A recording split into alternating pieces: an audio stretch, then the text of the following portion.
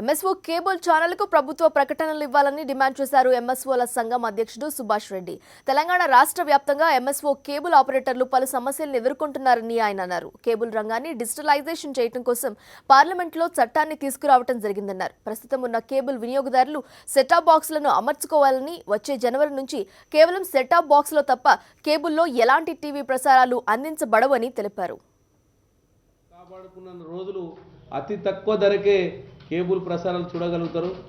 ఒకవేళ కేబుల్ ఆపరేటర్గా నిలబెట్టుకోలేకపోతే ఈ కంపెనీస్ అన్నీ, ఈ మల్టీ కంపెనీస్ అన్నీ మన ప్రాంతంలో ఒక టీవీ ప్రేక్షకుడు రాబో కాలంలో 1000 రూపాయలు పెట్టి టీవీ చూడవలసినటువంటి రోజులు వస్తాయి.